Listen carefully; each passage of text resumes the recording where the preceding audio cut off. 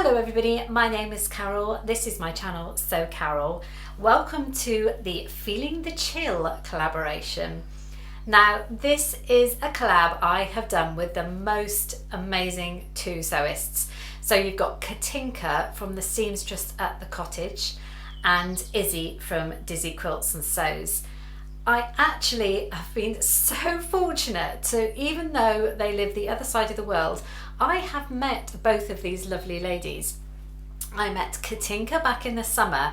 Now, she used to live in South Africa. She spent a few months in England last year, and I managed to meet up with her then. And she is the most incredible person. She is a professional seamstress, but you'll never meet anyone like her. She's just incredible. And then the lovely Izzy from Dizzy Quilts and Sews, who lives in Canada, and she happened to come over to England last year, and I met up with her together with Adam from Adam Sews, and her daughter Marianne. It was just amazing. I'm so lucky to have joined in such a wonderful YouTube community. I met these wonderful people. So back to the plot. So this was Feeling the Chill collaboration, and the idea was that we had to sew something for our winter wardrobe that we didn't actually have in there and we needed. I knew straight away what I wanted to make, and that was some kind of waistcoaty thing, just a little bit of a light layer on top of something that keep your arms free, but give you that, like a sleeveless vest, give you that bit of warmth. I did fortunately have this pattern, Simplicity 9374. So this was the kind of thing I was after, a shorter version of that really, but that was what I really needed. When I'm in my sewing room at night, it's chilly up there sometimes, but if I got a jumper on, I get all too hot. So just a layer to put on. Now, for this requires things like sweater knits, etc. I don't have a fabric shop I can go to that would actually carry anything like this, which would meant ordering stuff online. Now, I don't have much luck with that. If I want to order jerseys online, I can do it, viscose jersey, challis, but something I can knit, I know what I want, but when you look down the list of something and the description, I can never kind of work it out. So I was a bit stuck. Right, back to the drawing board. Think outside the box, I thought to myself. So I went hunting round some local charity shops, and in one of them I came across a lovely big ladies jumper in a white cable knit fabric. Brilliant! I thought, excellent, that is what I want. Luckily it was a really good size, so I bought that. Now the annoying thing is I'm going to have to put a stock photo up of this. I managed to Google search it and actually found the original photo, but I was so excited I just started chopping straight into this, and I didn't take a picture of the original jumper.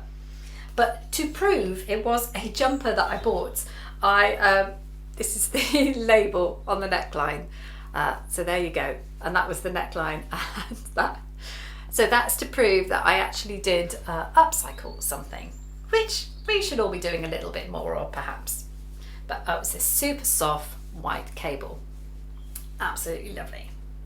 So I thought, first of all, I was going to make the V-neck vest, but the shape that I had, and I was trying to jigger all these sort of pieces on the front and back, I wasn't going to have enough because of where it comes in here. Even though it was quite big, the width, I just couldn't work it out. So the only thing I could do was to make the button placket front. Give myself a little bit more work, admittedly, but that was going to work. Also, I didn't want it that long, so I used the short version. Now, for anybody making this pattern, so I did that, anybody making this, that is really cropped. But I'll come back to that in a minute. So I laid all the pieces out, see what I could do, and I ended up with something that I was really pleased at. I showed my husband and he just laughed. He said, "Are they really back in fashion? It looks like it's like a sheepskin jacket from the 1970s. But I said, "I don't care, it's really toasty and it's really warm." And I was sort of showing him this pattern, saying, look, you know, this is a new pattern. Anyway, I expect you want to see what I've been rabbiting on about. So I will just say that these are the only pieces I have left of this, which I actually did quite well. Yeah, got bits and bobs, but it was, when I was putting this through the overlocker, it was like I was shearing sheep, believe me, bits all over the place. I was a bit hesitant actually of cutting this and whether it would still survive, but as soon as I cut the pieces, I overlocked all the pieces just to make sure I didn't run into trouble. Right, let's get on and show you. Here we go. This is my knitted waistcoat. I cannot stress how cozy this is. How did I get all these pieces? Honestly, it was such a jigsaw, but I really enjoyed doing it. Excuse the horrible jeggings I've got on today, but yeah. So, right, where do I begin? Okay, so this, the front and the back obviously came from the main pieces. This band, the button band here, was actually the band around the bottom, the hem band. So I managed to cut that off, trimmed it slightly, and there is a join at the back. But yeah, that made the most lovely button band. Perfect. These, it would have been this short.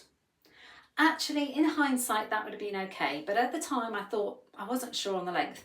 So I used the sleeves. They were really wide sleeves, and I used those sleeves to create this bottom band here. Of course, what's happened is when I've overlocked it, it's curled it slightly. So I tried to top stitch it down, but it has made it a bit wavy. These bands here were actually made from the cuffs.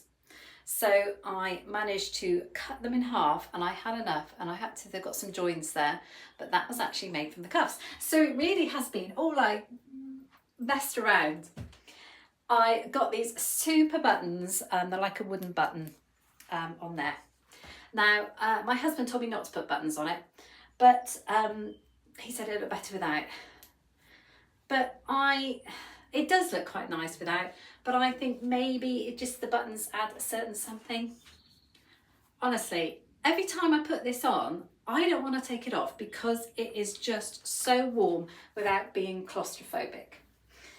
So yeah, this was a very hashed up jacket, but it was such fun to do and really good to get the brain working on how to move things about.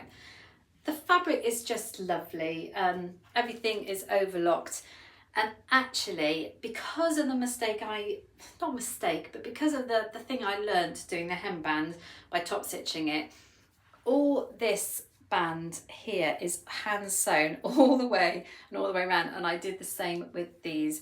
So what I didn't want is that to flip back, so everything is hand sewn all the way around there.